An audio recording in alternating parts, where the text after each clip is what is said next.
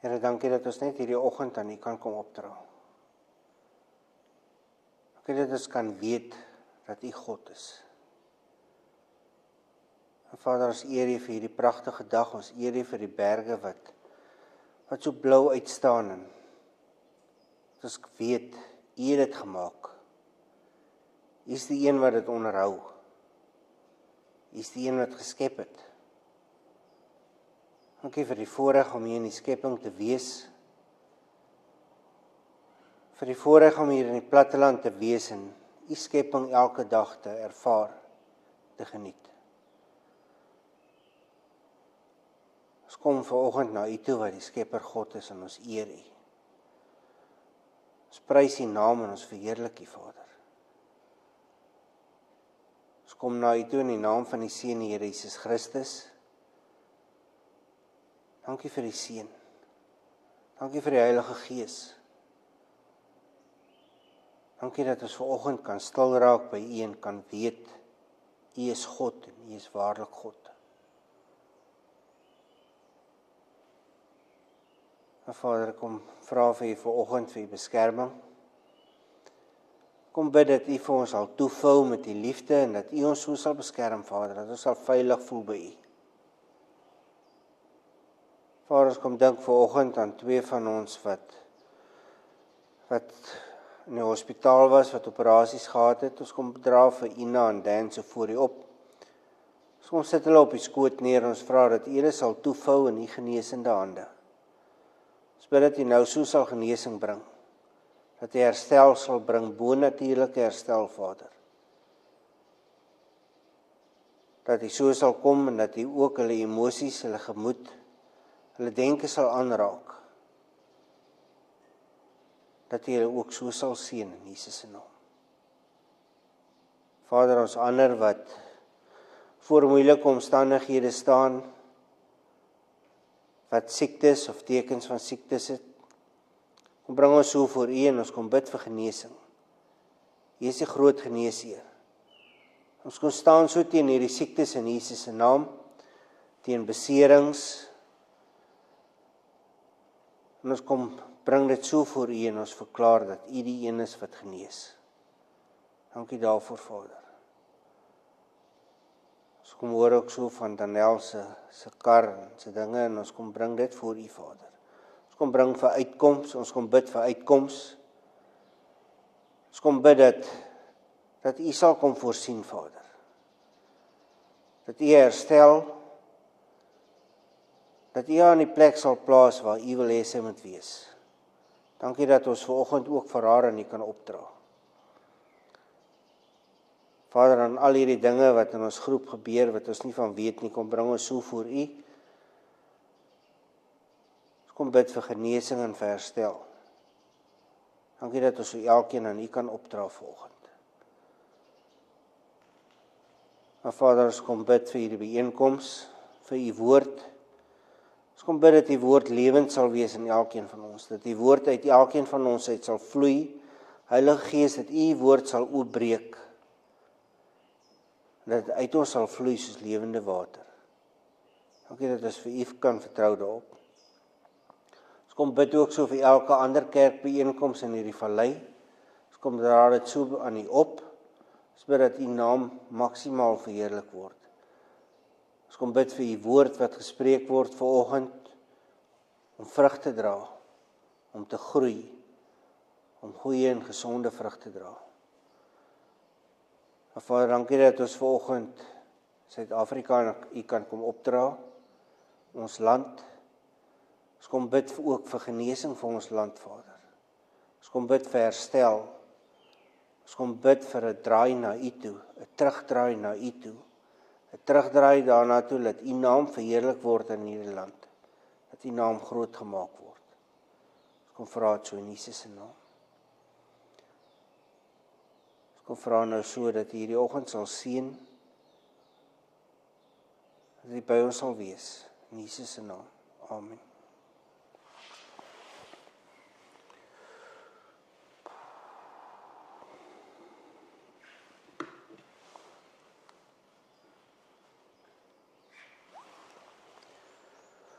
Ons beweeg nou na die einde van hierdie brief aan die Romeine toe. Paulus voel hy het hier 'n reeks belangrike dinge aangespreek, belangrike punte aangeraak deur die brief. Hy het die evangelie aan die kerk in Rome voorgehou, behalwe dat hy ook sekere probleemareas aangespreek het waarmee hierdie kerk mag sukkel. Hy het gekyk hoe redding geskied onder die nuwe verbond, maar saam met dit die rol van die wet in die nuwe Christene se lewens. Hy keer terug na sy inleiding, dit wat ons het as Romeine 1 vers 1 tot 17. Hy doen dit egter in 'n ander volgorde. In die volgende gedeelte van Romeine 15 vers 14 tot 29 kry ons 'n terugblik op wat hy geskryf het in Romeine 1 vers 11 tot 13. In Romeine 15 vers 30 tot 32 vra Paulus vir gebed, en dit het ons gehad in Romeine 1 vers 8 tot 10. In Romeine 16 vers 1 tot 27 kry ons nie net 'n lys van die groetboodskappe nie. Ons kan dit in vergelyking bring met Romeine 1 vers 1 tot 7. Hy voeg egter 'n paar ander dinge by wat ons ook in die brief kry.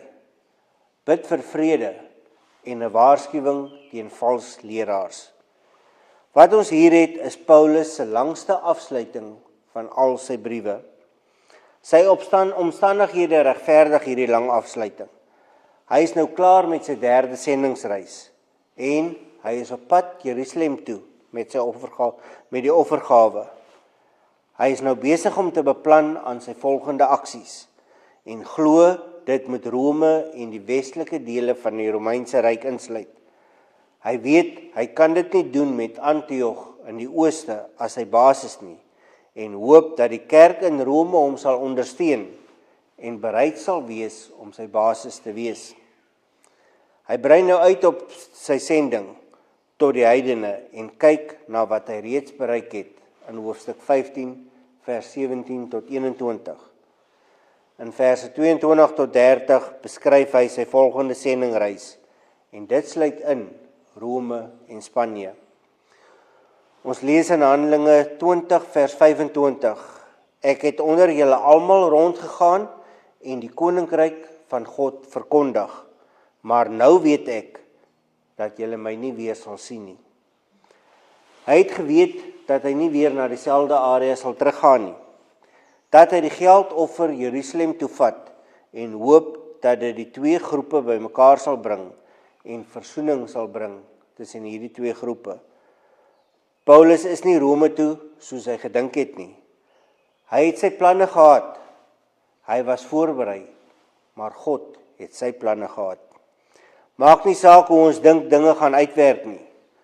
Maak nie saak hoe goed ons beplan en hoe in lyn ons dink ons met God se plan vir ons lewens is nie. Dit is God wat ons rigting en die manier hoe ons daar sal kom bepaal. Kom ons lees die res van die hoofstuk saam.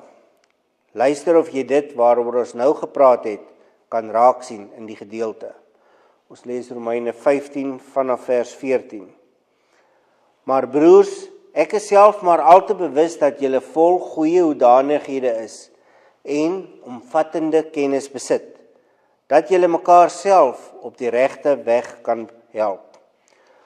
Tog is ek in my brief plek nogal uitgesproke. Dit was maar om julle aan die een en die ander te herinner. God het my immers in sy genade die voorreg gegee om in diens van Christus Jesus onder die heidenasies te werk. Dit is my priesterlike taak om die evangelie van God aan julle te bedien, sodat daar uit die geskiedenis 'n offergawe mag wees wat vir God aanneemlik is en deur die Heilige Gees geheilig is. Ek sal dit nie waag om oor iets anders te praat as wat Christus deur my tot stand gebring het om die heidenasies aan God gehoorsaam te maak nie. Dit het hy deur my gedoen met woord en daad. Deur kragtige tekens en wonders in die krag van die Gees van God.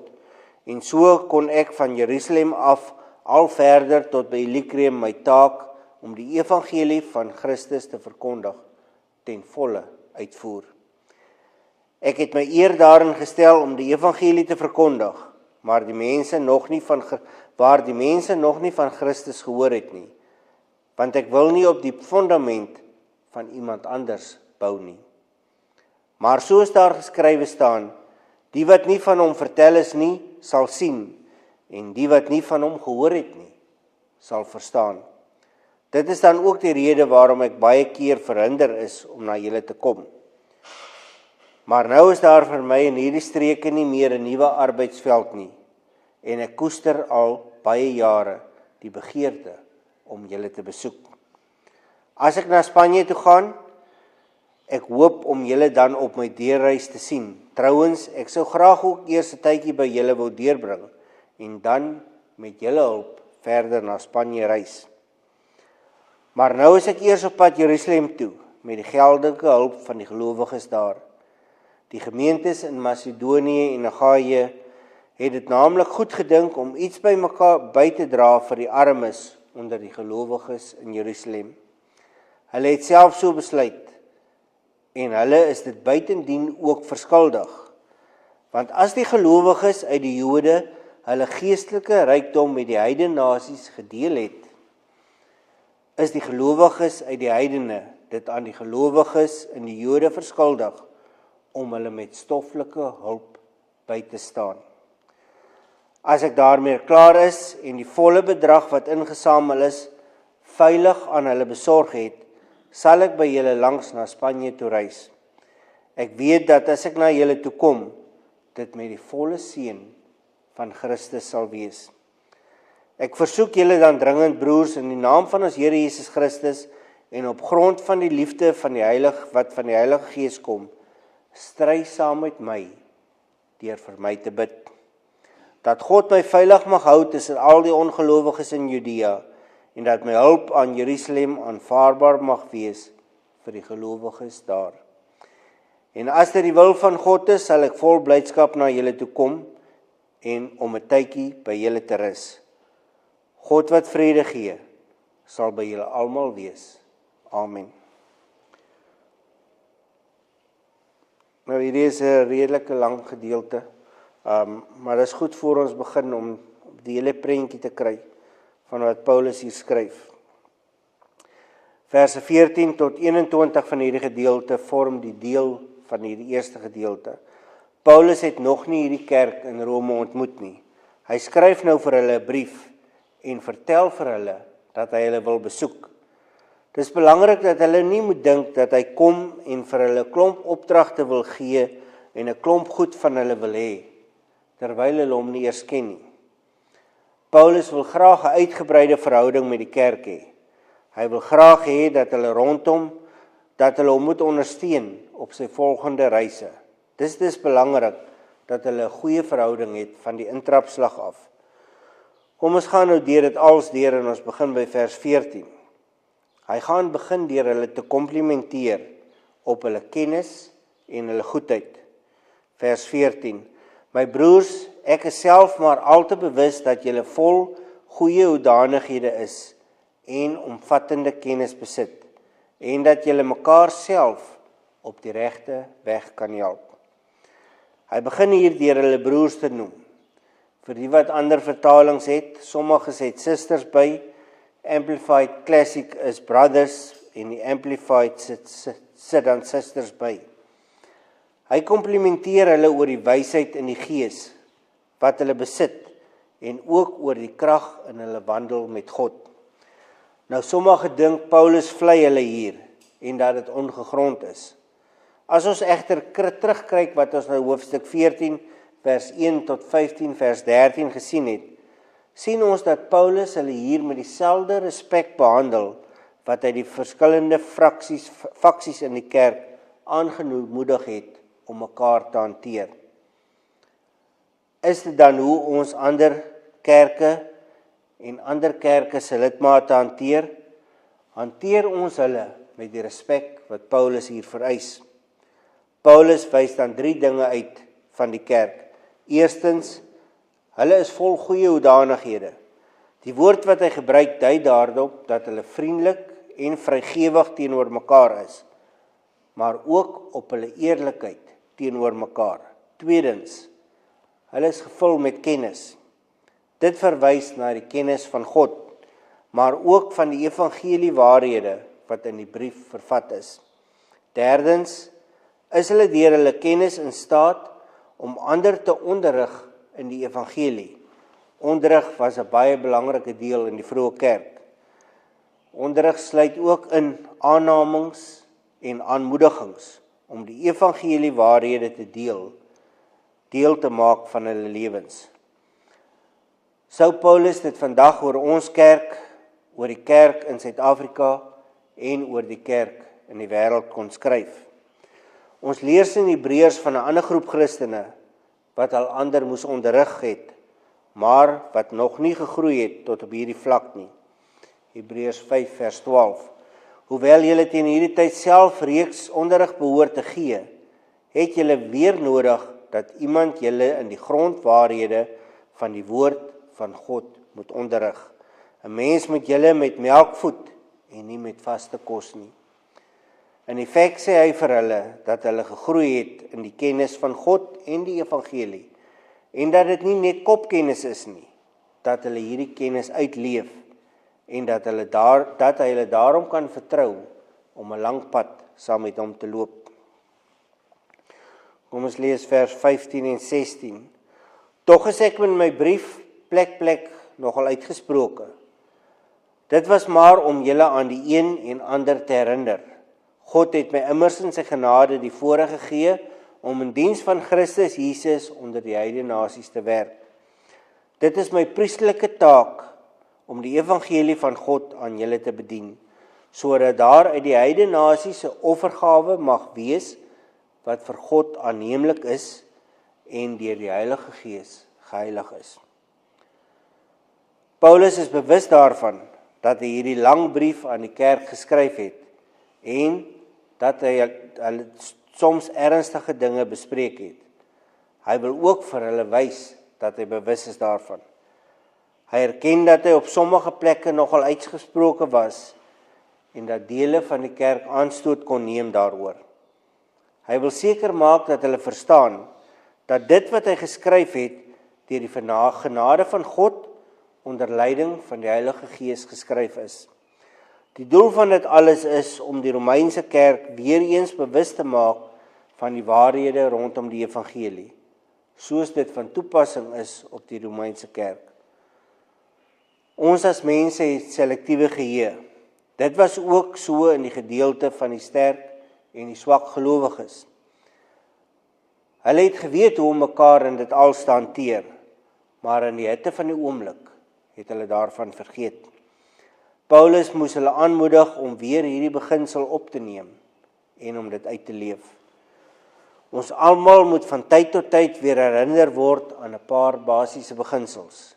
Iets wat ons onder die knie gehad het, maar wat ons weer vergeet het, soos ons die stryd van ons daaglikse lewe aanpak. Dit is dan ook een van die redes vir Sondagdienste. Dit is die rede hoekom Paulus so 'n brief aan die kerk skryf, wat hy nog moet ontmoet, en nie wat hy nie geplant het nie. God het Paulus apostel tot die heidene nasies gemaak. Galasiërs 2 vers 9. Toe hulle dan ingesien het dat God my hierdie voorreg gegee het, het Jakobus, Sefas en Johannes, wat beskou is as die pilare van die gemeente, my en Barnabas die regterhand gegee, as teken dat ons hulle medewerkers is.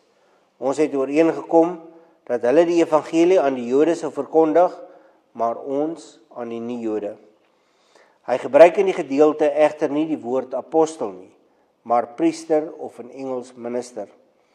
As priester is hy die een wat die evangelie aan die heidene en dan ook aan die kerk in Rome bring. Hy maak dan van die kerk in Rome 'n offergawe wat vir God aanneemlik is. Paulus bring hulle dan by 'n plek waarvan ons lees in 1 Petrus 2 vers 5. Laat julle as lewende stene opbou tot 'n geestelike huis, om 'n heilige priesterdom te wees en 'n geestelike offers te bring, wat deur Jesus Christus vir God welgevallig is. Kom ons kyk na vers 17. In Christus Jesus is ek trots op wat ek in diens van God verrig.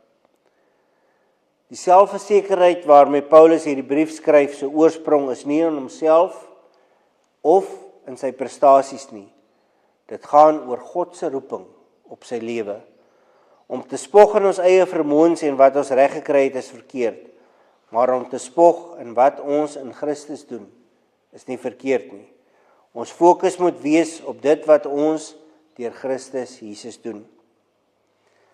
Kom ons kyk na vers 18 en 19. Ek sal dit nie waag om iets anders te praat as oor wat Christus deur my tot stand gebring het, om heidene nasies aan God gehoorsaam te maak nie. Dit het hy deur my gedoen, met woord en daad, deur kragtige tekens en wonders in die krag van die Gees van God, en so kon ek van Jerusalem af al verder tot Illyricum my taak om die evangelie van Christus te verkondig, ten volle uitvoer. Paulus se trots en vreugde is slegs in Christus. Hy praat slegs oor dit wat God deur hom gedoen het. Ons weet van die boek Handelinge van Paulus se suksesvolle sendingreise. Die sukses hiervan skryf hy toe aan Christus. Paulus is slegs die instrument wat deur Christus gebruik is om sukses te behaal. Deur wat hy gedoen en gesê het, het hierdie heidene gehoorsaam geraak en hulle verbind tot 'n lewenslange verhouding in Christus. Soos in ons vorige gedeeltes gesien, kom gehoorsaamheid deur geloof. Waarop ons moet let, is dat die evangelie nie net bestaan uit evangelisasie nie, maar ook uit disippelskap, uit onderrig van die woord van God. Paulus se doelwit was dan dat hierdie heidene hulle ten volle aan God sou oorgee. Paulus is egter nie windmakerig oor wat hy bereik het nie. Nee, hy weet dat dit wat hy bereik het, hy gedoen het deur die Here se teenwoordigheid, sy ingryping, sy leiding. Tekens en wonders was die algemene beskrywing van wonderwerke. Ons sien dit deur die Ou Testament. Paulus was die een wat uitgegaan het, wat gepraat en opgetree het, maar agter alles wat hy gedoen het, was Christus en die Heilige Gees. Ons lees in Jeremia 32 vers 20 tot 21. Die tekens en wonders wat hy in Egipte gedoen het, doen hy nog in Israel en onder die mense. So maak hy vir u 'n naam tot vandag toe. U het die volk Israel uit Egipte laat wegtrek met tekens en wonders, met magtige dade en met wonderlike groot dade, waaroor mense vreesbevangs was. Paulus het hierdie taak om die evangelie aan die heidene nasies te bring ten volle uitgevoer. Dit beteken nie elkeen het tot bekering gekom nie. Dit beteken wel dat hy in al die belangrike stede kerke geplant het, dat hy die wat bekeer was onderrig het, so ver as wat hy gegaan het, was daar 'n bewustheid van Christus. Paulus het nou aan die einde gekom van sy sending, reise aan die ooste kant van die Romeinse Ryk. Sy fokus skuif nou na die weste kant toe, en dis waaroor hierdie gedeelte van die brief gaan. Ons gaan tot daar vanoggend. Paulus is 'n planmaker. Hy beplan dinge vooruit. Hy bid daaroor. Hy sien die pad vorentoe. Hy het 3 sendingreise beplan en nou weet hy dat dit tyd is om na die ander kant van die Romeinse Ryk te beweeg. Hy het hierdie offergawe wat hy moet wegvat beplan. Dit is nie net geld wat hy vir die arme gemeentes vat nie. Dit is meer as dit. Dit is om die kerke saam te bid, die Jode en die nie-Jode nader aan mekaar te bring. Terwyl hy hierdie brief aan die Romeinse Ryk skryf, besef hy dat hy Rome as 'n basis sal moet gebruik as hy Spanje wil bereik. Die begeerte van Paulus se hart is om in Spanje uit te kom. Hy wil sommer ook net 'n kort tydjie in Rome spandeer op pad Spanje toe. Paulus sit met hierdie waarskuwings van wat in Jerusalem met hom gaan gebeur. Maar hy vertrou God sal hom daardeur neem. Vandag weet ons hoe sake vir Paulus verloop het. So dikwels vandag weet ons waarheen ons op pad is. Ons weet waar ons moet uitkom. En ons is seker dat dit is waar God ons wil hê. Ja, die begin en die eindpunt is daar, maar die roete tussen hulle is in God se hande. Hoe dikwels loop ons planne skeef en as daardie paaie dan anders is as wat ons gedink het, hoe dikwels beklei ons teen hierdie veranderings, sien ons dit as teenstand. Wat sou gebeur het as Paulus dit as teenstand gesien het en nie Jerusalem toe is nie? As hy eerder iemand anders gestuur het en direk Rome toe is. Ons lewens gaan nie net oor ons eindbestemming nie. Dit gaan oor die pad tot by ons eindbestemming. So dikwels gaan die lewe by ons verby terwyl ons ongelukkig is, omdat dinge nie volgens ons plan verloop nie. Gaan kyk in die kerke, gaan kyk in die winkelsentrums, waar jy kom. Kyk waar jy kom, hoe afgemat met fronse en ongelukkig mense rondloop. Ons lees in 1 Petrus 5 vers 7, casting all your cares, all your anxieties, all your worries and all your concerns, once and for all on him, for he cares about you with deepest affection and watches over you very carefully. Galasiërs 5 vers 22 tot 23. Die vrug van die Gees daarteenoor is liefde, vreugde, vrede, geduld, vriendelikheid, goedhartigheid, getrouheid, nederigheid en selfbeheersing. Teen sulke dinge het die wet niks nie. Paulus skryf hier van 'n vrug van die Gees. Ons is so dikwels gefokus op ons getrouheid, nederigheid en selfbeheersing. Paulus skryf ook van vreugde, vrede, geduld, vriendelikheid. Die volgende gedeelte staan ook in ons Bybel en ons sluit hiermee af. Luister mooi. Prediker 5 vers 17 tot 19. Ek het ook iets gesien wat goed is. Dit is aangenaam om te eet en te drink en die lewe te geniet onder al die geswoeg op hierdie wêreld. Dit kom 'n mens toe vir die hele leeftyd wat God hom skenk. God gee aan 'n mens rykdom en besittings en laat hom dit geniet. God laat die mens sy deel ontvang en sy werk met vreugde doen. Dit is 'n gawe van God. So 'n mens dink skaars na oor wat in sy lewe gebeur. Hoekom skryf hy so? So 'n mens dink skaars na oor wat in sy lewe gebeur. So vol is hy van die blydskap wat God gee. God gee vir ons blydskap. Mag elkeen van ons vreugde vind. Mag ons borrel van God se liefde. En mag elkeen wat met ons in aanraking kom, die liefde en die vreugde van God ervaar. Amen.